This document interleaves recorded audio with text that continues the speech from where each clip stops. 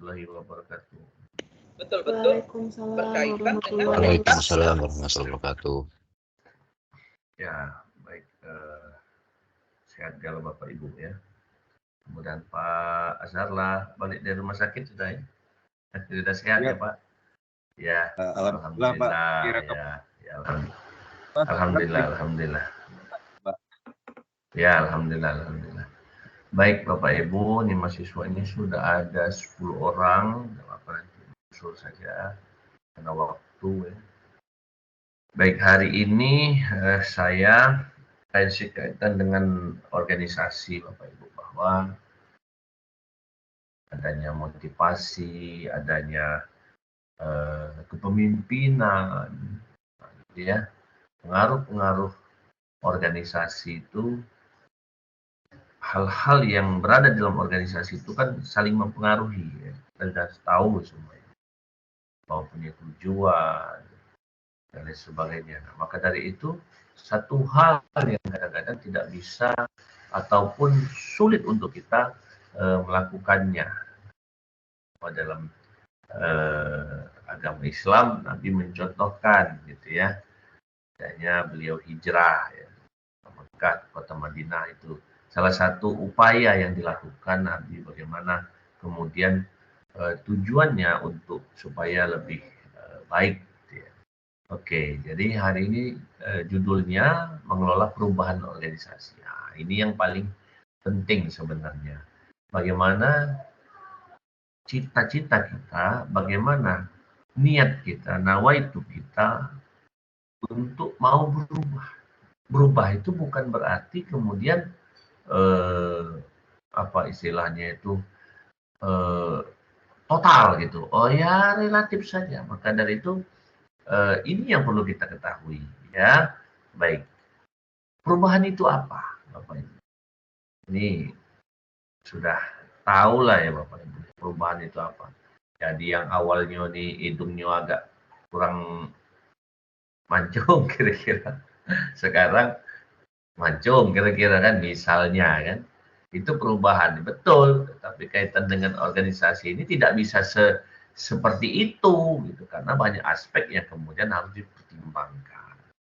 Nah, ini perubahan itu ya, ini salah satu saya kutip Evelyn Watts ini, bahwa ya change is the only evidence of life, ya, bahwa perubahan itu adalah bukti bahwa kita ini hidup, bukti bahwa kehidupan ini, bukti kehidupan. Ya, tandanya bahwa kita ini berubah.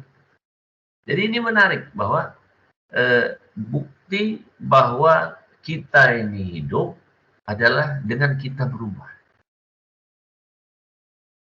Karena tentunya perubahan itu tidak serta-merta, perlu adanya pemikiran.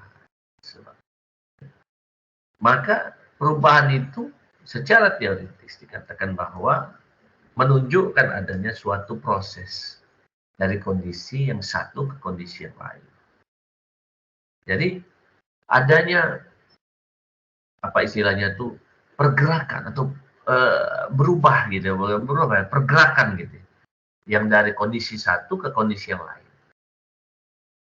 Dan seringkali disebut ya ini tadi, ialah bukti bahwa ini adanya tanda-tanda kehidupan. Jadi barang siapa yang tidak berubah, maka bisa dikatakan ya dia ini tidak ada tanda-tanda kehidupan gitu. Dalam arti tanda-tanda kehidupan yang dalam arti semangat, motivasi. Oke. Nah, kemudian terus kenapa bahwa kita ini harus berubah? Ya, Bapak Ibu. Bahwa adanya tantangan masa depan. Wah, pastilah saya sudah banyak bercerita tentang ini, bahwa bahkan hari ini saja Bapak Ibu, hari ini ya banyak kita temui sarjana-sarjana, lulusan-lulusan perguruan tinggi yang top-top lah kira-kira. Ya, hasilnya ternyata belum tentu sesuai dengan harapan. Bahwa tantangan di masa depan itu sudah sangat luar biasa. Di Palembang itu saya lihat sudah mulai menggunakan pelayan elektronik gitu ya. kita semua sudah beralih ke aplikasi digital semua kaitan dengan ya misalnya contoh saja kita pesan makanan, pesan lain-lain dan sebagainya. Hal ini juga tantangan satu sisi bagi organisasi, karena tentunya organisasi yang awalnya gemuk struktur organisasinya, dengan adanya aplikasi digital, perubahan teknologi di masa mendatang ini tentunya akan mengurangi pegawai. Nah, ini yang kedua ialah teknologi. Perubahan itu kita lakukannya karena teknologi berubah. Seiring kemajuan zaman, seiring kemajuan hal-hal yang ditemukan, maka teknologi terus bertambah. Bahkan di usia-usia mungkin saya saja kadang-kadang sudah tidak mengikuti lagi gitu, karena memang begitu cepatnya perubahan. Kemudian yang ketiga, perubahan dalam konfigurasi ketenaga kerjaan. Nah, betul.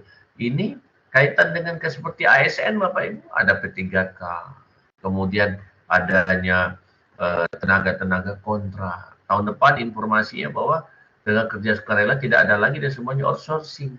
Kemudian penerapan single salary dan lain sebagainya. Wah, luar biasa. Ya. Kaitan dengan konfigurasi ketenaga kerjaan ini. Karena memang semakin banyak gitu kerjaan, harapan terhadap pekerjaan sebagai itu aparatur negara gitu ya, itu salah satu dampak. Nah, yang keempat di tingkat pendidikan. Nah, betul bahwa tingkat pendidikan ini pastilah mendorong ada perubahan. Bapak Ibu saya pikir selesai S2 ini, ya mudah-mudahan pola pikirnya sudah jauh lebih maju, lebih baik. Dan harapannya kalau memang memungkinkan untuk adanya perubahan, maka ya kita berubah dalam arti menuju ke hal-hal yang lebih baik. Apapun, dalam tataran apapun. Kemudian situasi ekonomi dan politik pasti. Tahun 2024 ini tahun politik pasti. Kita mendorong perubahan. Wah, yang awalnya mungkin jarang senyum, sekarang teman senyum. Misalnya seperti itu. Kecenderungan sosial pasti, ya, dan pelestarian lingkungan. Nah, jadi alasan-alasan kita berubah ini kadang-kadang tanpa disadari, tanpa kita sadari, alasan-alasan inilah yang kemudian membuat kita ini menjadi orang yang berbeda.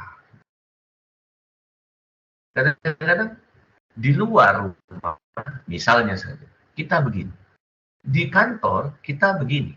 Di rumah, beda lagi. Nah, itu yang kadang jadi salah juga gitu ya. Nah, jadi perubahan-perubahan seperti apa yang sebenarnya yang itu sebenarnya ya.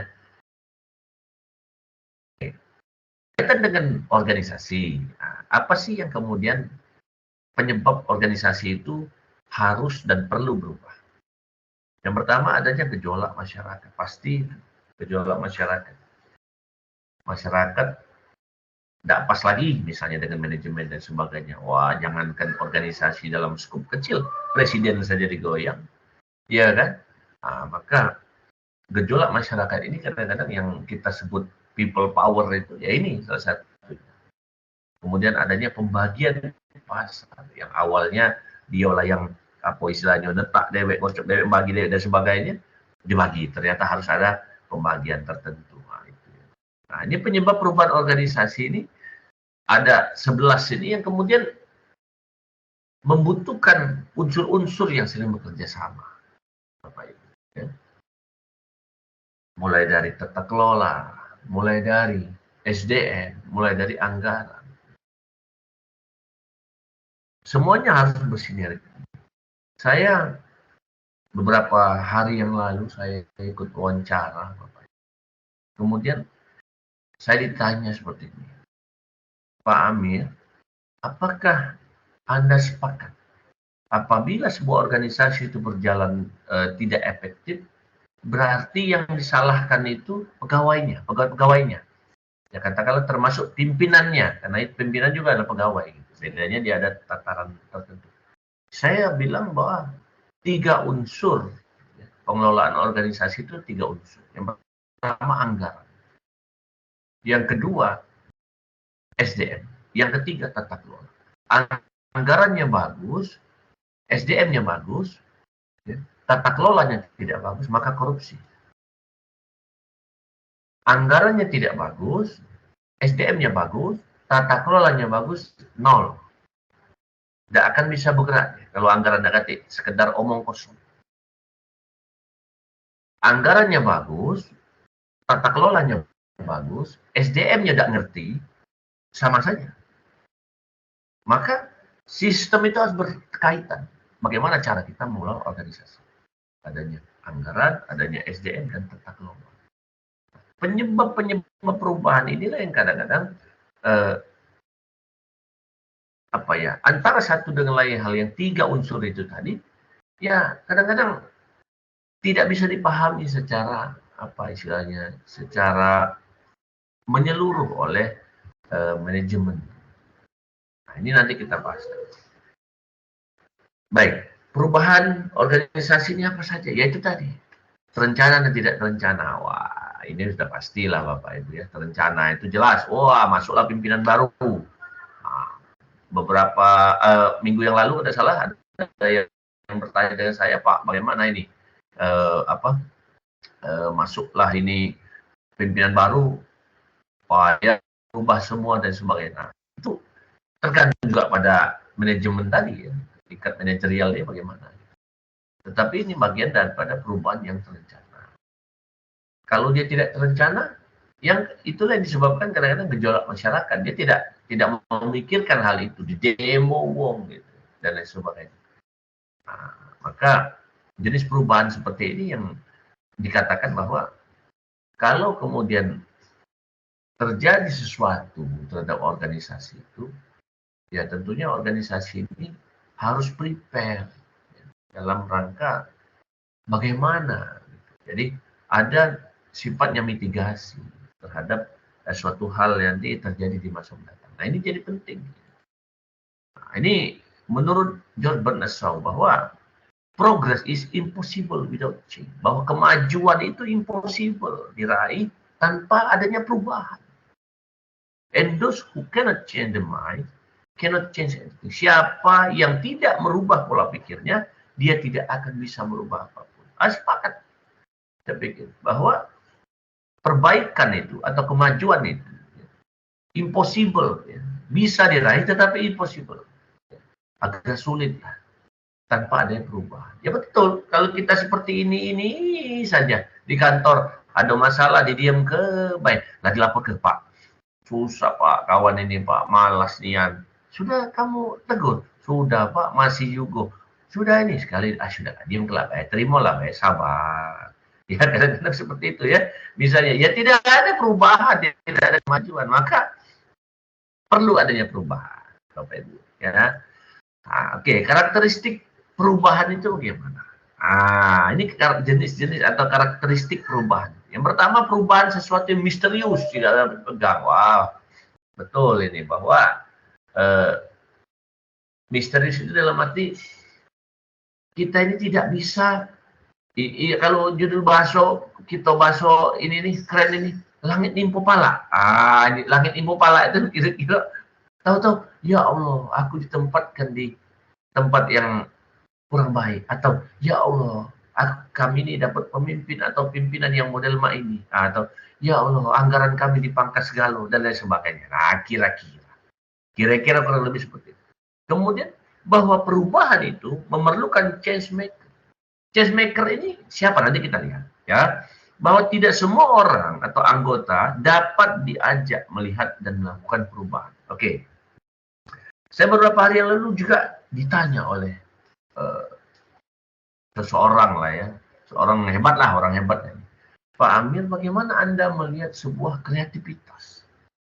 Saya bilang, kreativitas itu tidak dapat dipaksakan.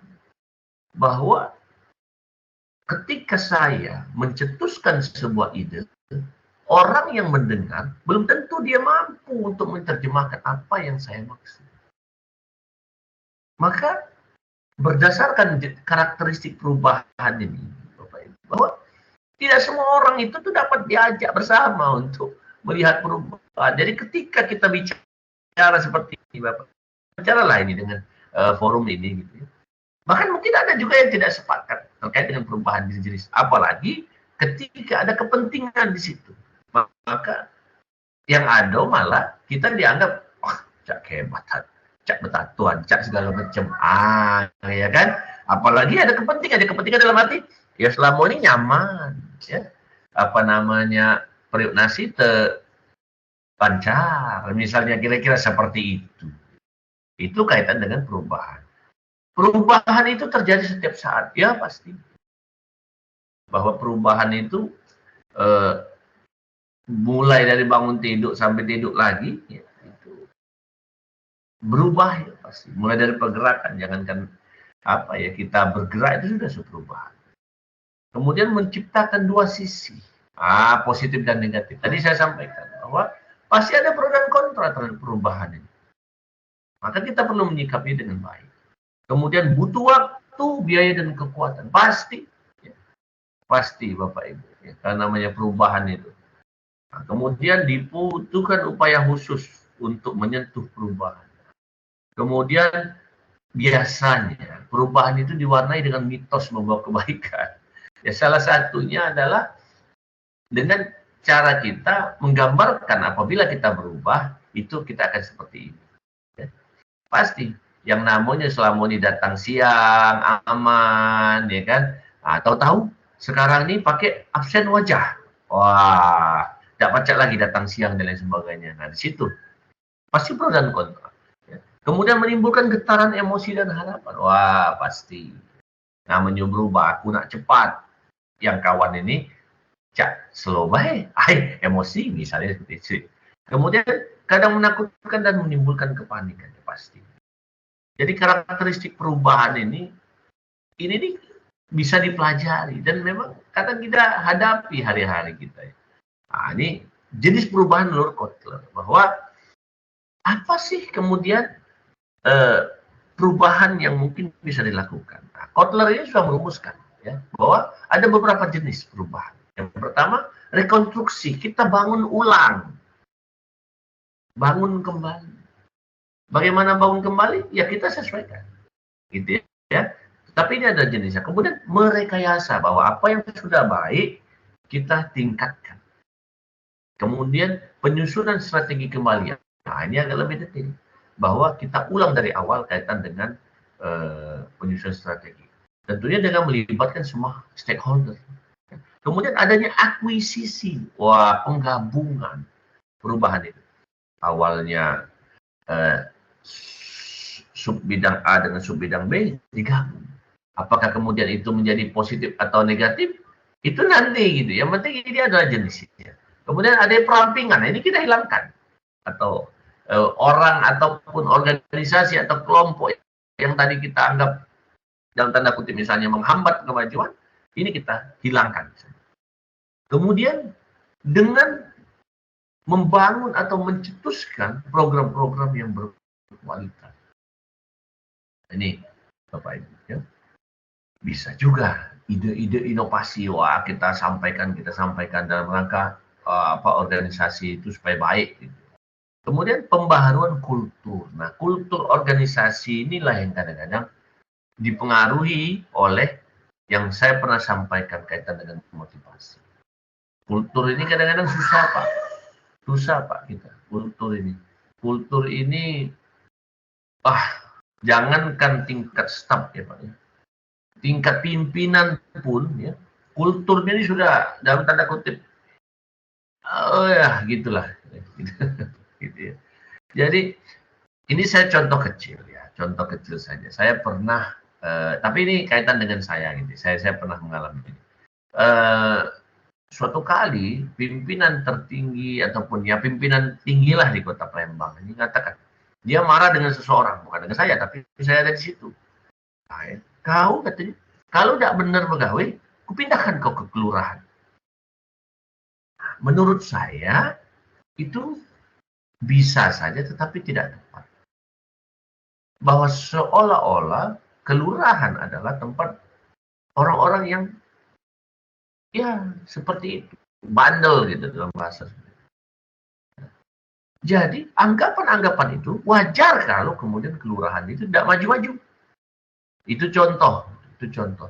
Di kota ini, di ibu kota provinsi terbesar kelima se-Indonesia, apalagi di tempat yang lain yang mungkin lebih apa istilahnya itu lebih taraf ekonomi yang mungkin lebih kecil dari kota Palembang. Lebih parah saya yakin. Nah, maka dari itu dalam konteks kultur ini luar biasa. Maka perlu pembaharuan kultur organisasi ini. Bagaimana cara dia disesuaikan? Baik, tingkatan perubahan itu seperti apa? Yang pertama makro, mikro, dan perubahan politik. Wah, makro itu secara luas. Wah, berubah kalau kira-kira mulai dari pimpinan sampai anak buah, sampai kebijakan, sampai strategi, sampai segala macam. Sisip dikit kantornya pindah juga. Kira-kira perubahan yang makro.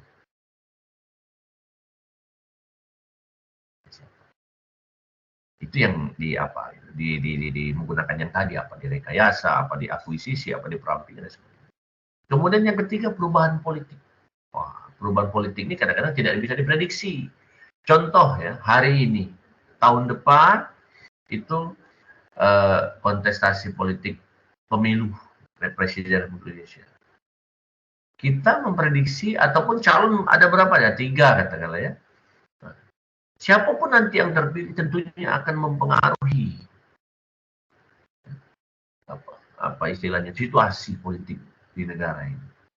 Maka perubahan politik ini juga kita masukkan ke dalam apa saja tingkatan perubahan ini. Pasti mempengaruhi, tidak akan mungkin. Yang jelas kapan berubahlah presidennya, misalnya katakan seperti itu, bisa jadi pimpinan juga berganti, misalnya. Maka ini tingkatan-tingkatan perubahan ini.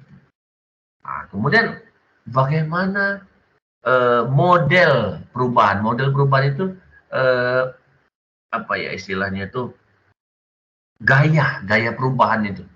Nah, ya. Ini menurut Kurt Lewin bahwa unfreeze, change, kemudian reprise. Wah, bekukan, rubah, kemudian hidupkan kembali.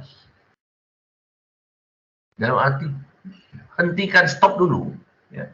Rubah dulu, ya. Baru hidupkan kembali. Oh itu agak ini nih, agak keras ini Kurt Lewin ini.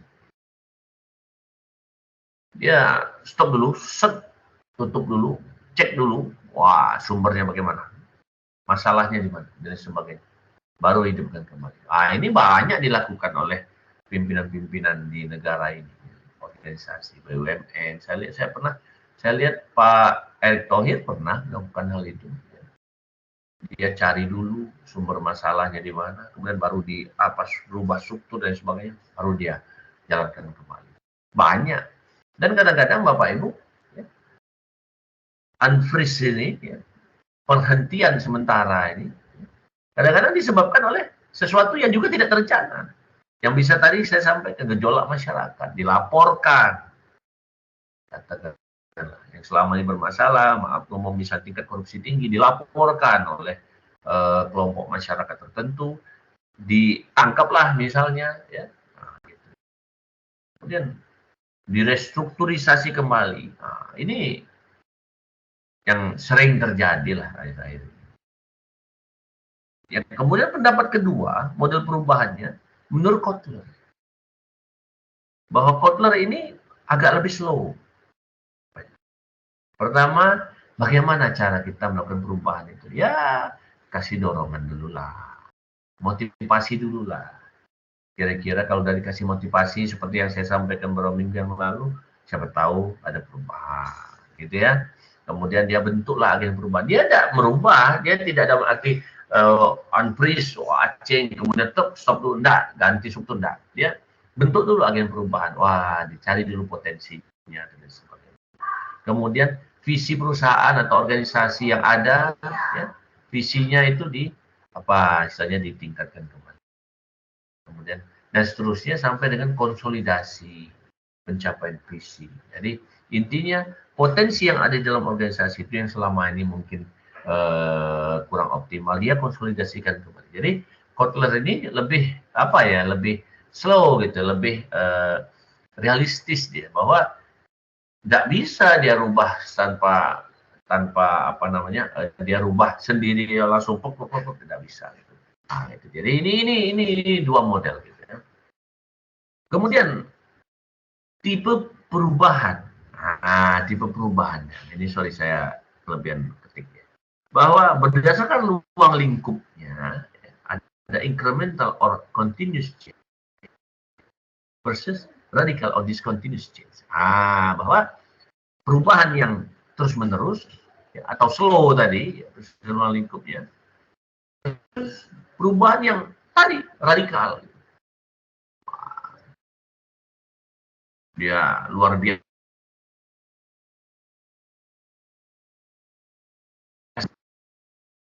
Kemudian berdasarkan waktu, tipe perubahan ini proaktif versus reaktif. Wah, proaktif itu dia ikut serta.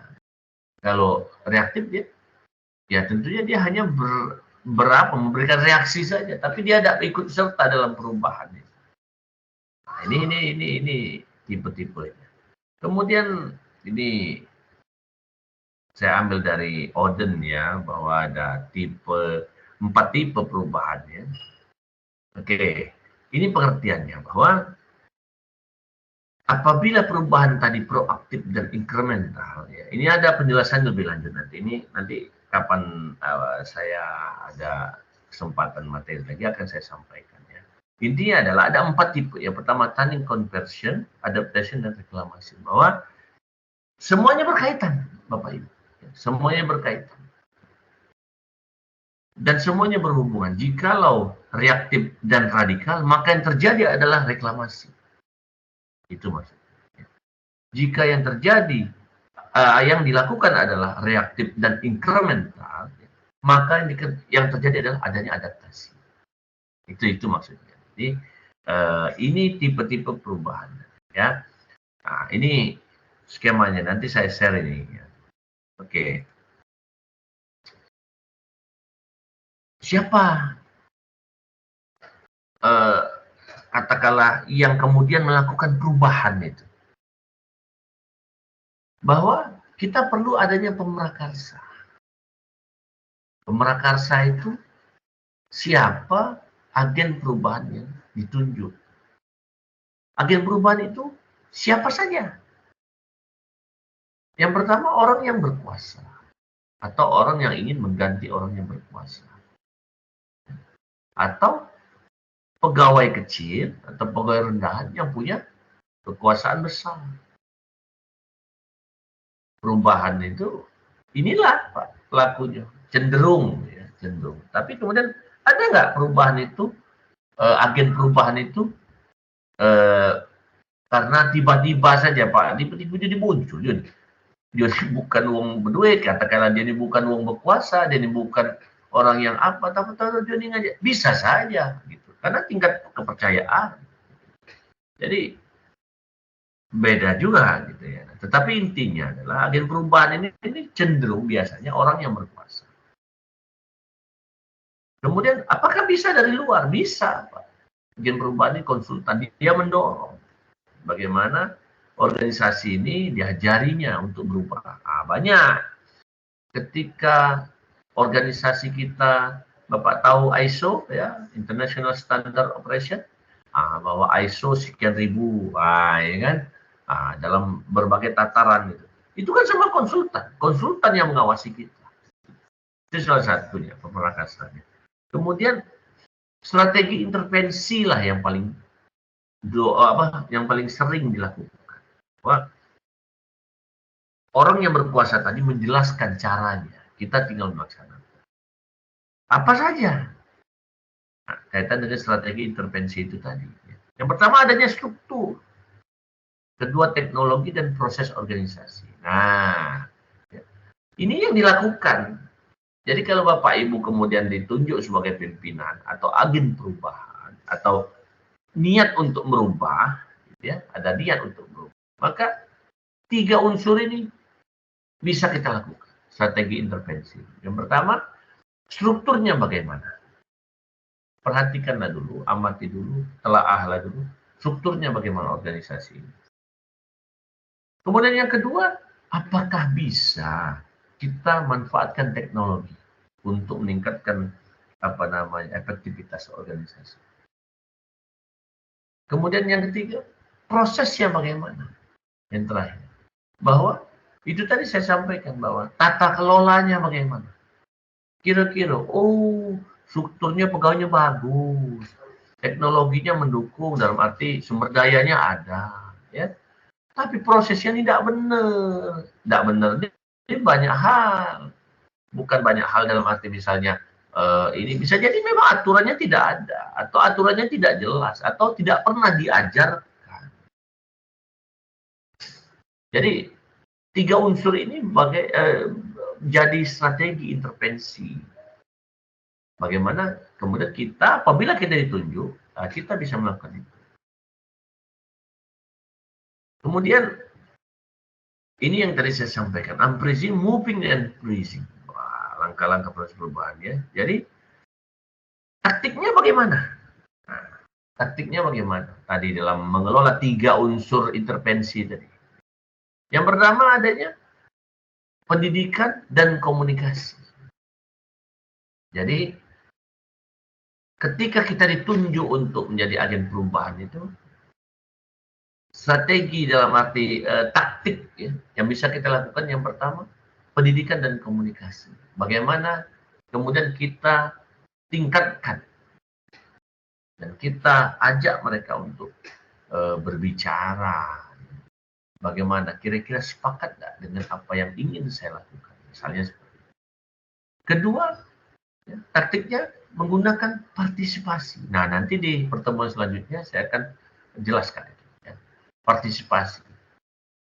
Partisipasi ini kaitannya dengan kira-kira dia ini ngerti, nolong enggak kira-kira itu. Dia ini ngerti, nolong tidak ngato, misalnya seperti ada juga gitu kan. Nah, jadi lebih baiklah wong tidak paham itu, tapi dia mau untuk diajak bekerja, misalnya. Kemudian yang ketiga, adanya taktik negosiasi. Dalam arti kita ajaklah orang-orang ini. Jadi misalnya, pokoknya saya minta semuanya harus mengerjakan ini. Misalnya, bagi yang ini saya berikan reward berupa ini. Nah, itu salah satu bisa dilakukan. Dalam tujuan kita bagaimana berubah. Kemudian manipulasi dan kooptasi. Nah, ini manipulasi kooptasi ini ya sedikit agak ini dikit lah ya. Kadang-kadang datanya kita mainkan gitu. Nah, dalam rangka perubahan ya, mohon maaf saja, misalnya contoh saja. Ketika ada laporan terkait data kebakaran misalnya, berapa banyak kebakaran di tempat Pak Amir misalnya. Kakak gitu. Gitu kan. Jadi, padahal sebenarnya ada, bisa jadi kan, tetapi, sudahlah, tidak usah lah, jadi tinjau lah, jadi ini dan sebagainya. Ini salah satunya. Kemudian, kalau kita bisa dianggap jelek gara-gara ada kebakaran tadi, kadang-kadang data itu nggak usah sebut. Kira-kira seperti itu. Apalagi stunting misalnya kan, ada tidak stunting di tempat Bapak Amir nih.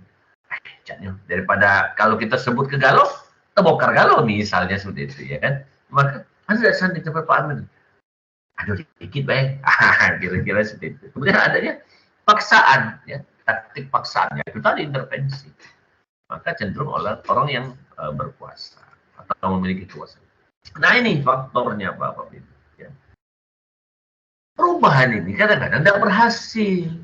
Bukan kadang-kadang, banyaklah tidak berhasil. Penyebabnya apa saja? Yang pertama, kepemimpinan yang tidak kuat. Tidak kuat ini bukan tidak kuat ototnya, bukan. Dia tidak bisa memberikan contoh. Nyurui wong bae datang pagi, dia datang siang. Nyurui wong baju yang rapi, dia dewek. Maaf ngomong mungkin penampilannya tidak bagus. Misalnya, nyuruh wong untuk dalam tanda kutip misalnya, tidak korupsi dan sebagainya. Dia dewek. Sudah misalnya ya kan. Nyuruh wong untuk misalnya misalnya tidak ini, wah kita nih hidup apa adanya bailur, kita nih bapak ibu ya hidupnya apa saja, tapi minta sumbangan dan sudah, misalnya seperti itu. Misalnya itu realita yang kita hadapi bapak ibu ya. Jadi bahwa bagaimana perubahan ini bisa terjadi kalau kepemimpinan ini ya kita pandang dia tidak kuat. Cara dia mengelola itu dia tidak kuat. Banyak bapak ibu ya yang kemudian pimpinan itu dalam tanda kutip pening dewek. Dia dituntut untuk ini, misalnya, dia nyetuskan ini, anak buahnya tidak mau mengerjakan. Atau tidak inilah kira-kira ya, tidak sepakat lah kira-kira. Nah itu. Jadi penting, maka dari itu kepemimpinan ini perlu dipelajari. Bagaimana sih caranya? Kemudian salah melihat reformasi. Salah melihat reformasi ini bablas, Bapak Ibu. Bahwa kadang-kadang bukan kewenangannya ataupun organisasi ini kadang-kadang harus yang mengerjakan ini, dia mengerjakannya. Misalnya seperti itu. Maka dia kadang-kadang salah melihat situasi, melihat reformasi.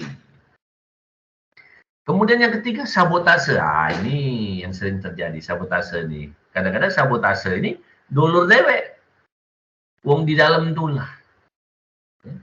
Sabotase ini. Sehingga perubahan itu tidak jalan dengan baik. Wah, tujuan saya menyetuskan ide ini, inovasi ini adalah untuk ini. Tapi ternyata ada yang tidak sepakat. Saya sedikit di tengah jalan dilapor ke kawan. Misalnya seperti itu. Ini sabotase ini yang kadang-kadang ya menghambat perubahan. Tetapi unsur-unsur pendukungnya pasti ada, tidak mungkin. Ya. Kemudian yang keempat, komunikasi yang tidak baik. Ini yang kadang-kadang terjadi.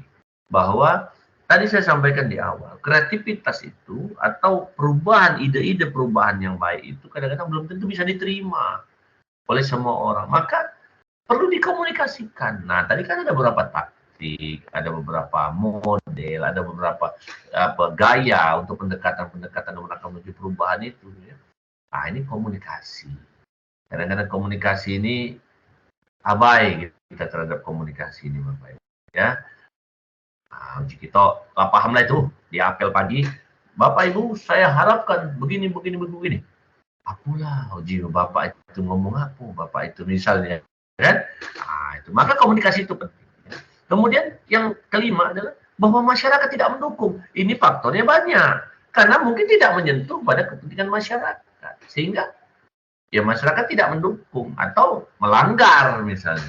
Ya. Banyak hal ketika kebijakan itu menyusahkan, menyengsarakan masyarakat, maka masyarakat tidak mendukung. Itu juga bisa terjadi. Kemudian apa yang kita perlu lakukan? Ya, kita perlu melakukan transformasi organisasi.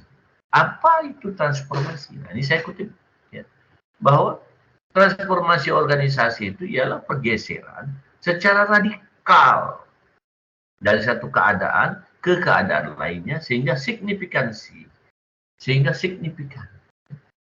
Apabila memerlukan pergeseran budaya, perilaku dan pola pikir untuk melaksanakan dengan sukses dan berlanjut sepanjang waktu. Nah ini Bapak Ibu, bahwa kita transformasi organisasi itu bukan mudah. Bahwa ini tadi disebutkan, bahwa budaya, perilaku, pola pikir itu perlu dirubah. Jadi memang berat ya Bapak Ibu kaitan dengan perubahannya. Apalagi kita tadi saya sampaikan perubahan organisasi. Bahwa siapa yang tidak merubah pola pikirnya, maka dia tidak dapat merubah apapun. Dia dulu harus berubah. Yang bersangkutan itu dulu, kalau dia dituju sebagai agen perubahan, dia saja berpikirnya masih ini, gimana mau maju misalnya. Jadi tidak bisa. Maka ini suatu hal yang penting Bapak Ibu. Di dalam bagaimana kita kemudian yang katonyo, ayo kita berubah lebih baik. Wah, tapi dia tidak memahami. Oke. Kemudian ciri transformasi, ya apa sih? Itu cirinya. Yang pertama, biasanya melibatkan perubahan bentuk yang radikal dan terputus-putus struktur dan sifat organisasi yang disebabkan oleh kekuatan di luar organisasi, bukan di dalam organisasi. biasanya kadang-kadang organisasi ini Bapak Ibu, wah mohon maaf ya, ini kita dalam forum akademik bahwa banyak nih perusahaan organisasi yang tersangkut, pimpinannya yang tersangkut kasus korupsi, ya seperti di Kementerian Kominfo misalnya, di Kementerian di Jakarta ya, menterinya dan sebagainya sampai ke apa istilahnya itu pihak ketiga dan sebagainya bermasalah semua dengan hukum. Kemudian dia melakukan transformasi, wah teken semua fakta integritas, wah teken, itu ya. Nah, memang kadang-kadang kekuasaan itu berada di luar yang memaksakan itu, ialah masyarakat. Jadi semua anggotanya diganti, semua dirjennya diganti, semua apa diganti. Itu memang kadang-kadang nak cak itu dulu, baru berubah. Itu hanya apa ya istilahnya contoh. Ya. Kemudian perubahannya itu mendalam dan meresap. Transformasi itu, ya. Transformasi itu perubahannya mendalam dan meresap, mempengaruhi seluruh bagian organisasi dan melibatkan banyak tingkatan. Nah itu ya. Restrukturisasi, pola pikir, kultur, wah banyak semua di semua ya, di gitu, luar biasa. Nah inilah transformasi. Kemudian butuh tindakan yang sangat berbeda, bahkan seluruhnya baru. Maka tadi dicenderung dia dalam bentuknya radikal. Tetapi memang transformasi ini tidak bisa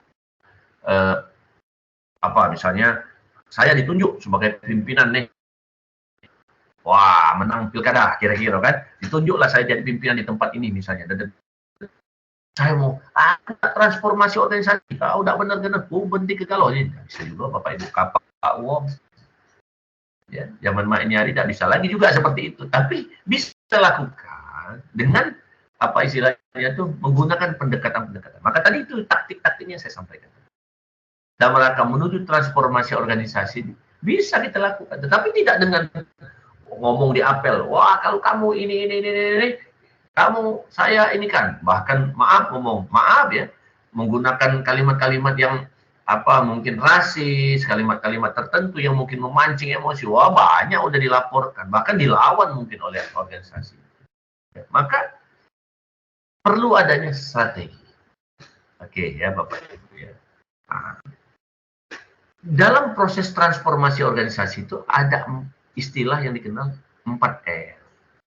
4R itu dikemukakan oleh ahli yang ini bisa Bapak baca ada ya James Kelly ini yang terkenal ini ya kalau dalam organisasi ini, bahwa ada istilah 4R yaitu reframe, restructure, revitalize. Ini bukunya Howard Odden ini ya. Baik.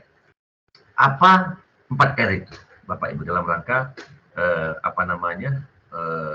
transformasi organisasi? Yang pertama reframe, merubah mindset, pola pikir. Bagaimana caranya? Nah disesuaikan. Yang mungkin kan ada yang tua, ada yang muda, ada yang baru lulus kuliah, ada yang bangkotan, ada yang selama ini buntu, ada yang selama ini cair misalnya kan. Nah, banyak, maka dirubah dulu mindset gitu. Pola pikirnya bagaimana. Nah, bagaimana caranya? Jadi sesuaikan dengan situasi masing-masing organisasi. Kemudian yang kedua restructure, merubah struktur jadi lebih sederhana. Nah, tadi ya Bapak Ibu ya, model-modelnya bisa akuisisi, memberikan inovasi-inovasi tertentu, restructure. Jadi tidak serta-merta ketika kita masuk kita bongkar itu, tidak serta-merta. Itu sudah saya sampaikan ya. Kotler itu sudah menyampaikan bahwa coba dulu sampaikan dulu gagasan Anda dan seterusnya. Maka bisa jadi perubahan itu mungkin bisa diterima. Nah, merubah struktur menjadi lebih sederhana. Dalam arti bagaimana kita juga bisa melihat struktur itu, apakah selama ini hambatannya itu di situ. Nah, maka perlunya kepemimpinan. Kemudian revitalize ya, memperbaiki, menambahkan agar lebih baik mengoptimalkan fungsi. Nah, ini juga bagian ya daripada telaahan kita, bagaimana kita melihat sebuah organisasi itu. Jadi ketika masuk jangan cak pakam, wah nenteng pakai ajudan misalnya, wah orang harus hormat semua dan lain sebagainya. Ya, kalau memang seperti itu ya tidak apa-apa. Tetapi ketika Anda tidak punya kepemimpinan yang kuat, maka itu akan menjadi ya hanya ini saja, seremoni saja. Ketika kita menyampaikan sesuatu, maka itu bagian daripada bagaimana kita memperbaikinya. Jadi optimalkanlah yang ada, ya. dengan tidak menyalahkan, gitu. Ya. Kemudian yang keempat adanya renewing, ya, bahwa pembaruan ganti dengan yang baru. Ini baru apabila sudah tidak bisa dilakukan tiga unsur yang tadi, ya. Mulai dari pola pikir, coba kita analisa lagi tugas tupoksinya apa. Kemudian, oke, kalau memang Anda misalnya tidak pas di sini, oke, tupoksinya, oh Pak, aku ini berat Pak, misalnya, gawian aku banyak, digawi oleh aku dewe, yang lain giliran itu lemak-lemak baik. Nah, misalnya seperti itu ya kan, oke lah, kita optimalkan fungsinya. Kalau masih juga tidak jelas, masih malas juga, ganti yang baru. Itu 4R, ya. Saya pikir Bapak Ibu paham lah ya apa yang ini hanya bagian nih. Saya tidak perlu menjelaskan secara detail karena ini S2 ya. Jadi saya pikir sudah bisa lah menerjemahkan ini semua. Kemudian ini proses transformasi organisasi. Nah, ini nanti saya share ini di kelas ya, Bapak Ibu bisa membaca kembali atau juga membaca literatur yang lain. Intinya bahwa proses transformasi organisasi itu sulit ya, tidak mudah ya, Bapak Ibu. Tentunya kita sebagai bagian daripada organisasi dalam berbagai tataran, baik sebagai pimpinan, sebagai di tataran menengah, tataran bawah, itu perlu tahu dulu sumber masalahnya di mana. Kemudian apakah setelah kita melakukan transformasi organisasi nambah baik atau nambah parah, kira-kira seperti itu. Nah, itu juga kita perlu analisa. Maka beberapa strategi penjelasan yang tadi saya sampaikan, itulah kemudian bagaimana kita berusaha merubah organisasi ini jadi lebih baik. Itu ya Bapak Ibu ya. Oke, baik, itu yang dapat saya sampaikan. Nah, kemudian ini waktunya mungkin sebentar lagi, ini mungkin hari Sabtu ada keundangan dan sebagainya. Selanjutnya saya buka forum diskusi, tanya jawab. Kalau ada yang ingin ditanyakan, kita punya waktu sekitar 10 menit ya. Baik, silahkan Bapak Ibu kalau ada yang mau ditanggapi ya, atau di apa ya, silakan ditanyakan itu. Silakan Pak Azhar, silakan Pak Azhar. Ini diskusi kita ya. Ya, baik. Waalaikumsalam warahmatullahi wabarakatuh. Terima kasih banyak. Saya merasakan bahwa saya sangat mengapresiasi sharing session kita pada hari ini, dan saya merasa bahwa topik kita pada hari ini khusus untuk organisasi saya. Serius. Jadi izin Bapak bahwa sesuai dengan Perpres nomor 45 tahun 2023, Bapak Presiden mengeluarkan Perpres terkait dengan transformasi organisasi Badan Karantina Indonesia menjadi Badan Karantina Pertanian yang selama ini di bawah Kementerian Pertanian ditransformasikan menjadi berdiri sendiri, langsung di bawah Presiden, menjadi Badan Karantina Indonesia. Jadi dari awal sampai di akhir saya sangat menikmati ritme yang Bapak sampaikan itulah kondisi yang sedang kita jalanin dalam proses masa perubahan ya, dan transformasi organisasi. Jadi ini banyak sekali perubahan-perubahan ke arah yang lebih positif, yang lebih baik. Tetapi seperti Bapak sampaikan tadi, dalam hal ini kita dibutuhkan sebuah perubahan mindset atau perubahan-perubahan yang tidak mudah, dan banyak sekali hal-hal yang harus kita lalui. Jadi saya lihat tadi kayak paketnya udah komplit banget, dan saya sangat sangat apresiasi karena itu pas banget dengan kondisi yang kita rasakan sekarang. Mungkin itu ya, Pak sekedar. Iya, baik Pak Zahar. Terima kasih Pak Zahar ya, ini luar biasa. Jadi memang Pak ya. Nah, ini salah satunya faktor yang tadi saya sebutkan bahwa perubahan itu muncul dari kekuatan yang lebih besar, ialah Perpres gitu ya kan, Perpres 54 tadi kan. Yang mana tidak bisa kita prediksi. Tahu-tahu misalnya aduh, tahu-tahu misalnya, oh saya ini udah nyaman nih di sini, tahu-tahu semuanya misalnya harus fungsional dan sebagainya. Nah maka dari itu beberapa analisis faktor yang perlu kita pahami apabila misalnya kita dalam kondisi dalam tataran pimpinan, dalam tataran menengah dan sebagainya. Ya inilah yang mungkin bisa kita lakukan. Maka 4R tadi, strategi 4R itu ya cobalah kita lakukan ya. Tapi saya yakin Pak ini karena memang resource-nya banyak di situ saya bikin. Tapi memang tingkat kewenangan Bapak jadi lebih tinggi kira-kira begitu ya. Jadi lebih langsung bertanggung jawab, ya lebih luas ya, lebih bertanggung jawab mungkin dengan presiden, tidak di bawah lagi kementerian dan sebagainya. Saya pikir itu arahnya positif, tetapi kalau memang nanti tidak dikerjakan proses perubahan ini dengan baik, ya, maka ya bisa jadi nambah kacau kira-kira seperti itu. Maka ya perlulah Pak kira-kira diskusi dengan mungkin terdahulu kaitan dengan kira-kira langkah-langkahnya kalau begini. Tentunya ini kan ketika Bapak melakukan transformasi ini pastinya ada penambahan dan pengurangan. Nah ini yang kadang-kadang juga kita apa ya istilahnya itu belum tentu kita siap gitu. Bahwa perubahan itu pengurangan misalnya, dia ini penting atau sub ini penting atau apa bidang ini penting, tetapi kenapa dihilangkan dan sebagainya. Malahan ditambah dengan sub atau pegawai-pegawai yang mungkin kadang-kadang susah kita titipan ini dan sebagainya misalnya seperti itu. Nah, maka ya memang ini tantangan Pak, ini satu sisi tantangan kenapa saya sampaikan ini. Nah nanti insya Allah pertemuan berikutnya saya sampaikan lagi apa ya mungkin kan kemarin sudah ada kepemimpinan gitu ya, kepemimpinan oleh Ibu Umi. Nah ini nanti saya sampaikan kepemimpinan seperti apa kira-kira yang cocok lah kira-kira hari ini ya. Itu Pak Azhar, terima kasih ya, luar biasa, mudah-mudahan lancar lah proses ininya, proses ini perubahan lebih baik lagi. Lanjut Bapak Ibu, silakan yang lain kalau ada yang mau disampaikan, ditanggapi. Silakan. Ada lagi? Iya, Pak.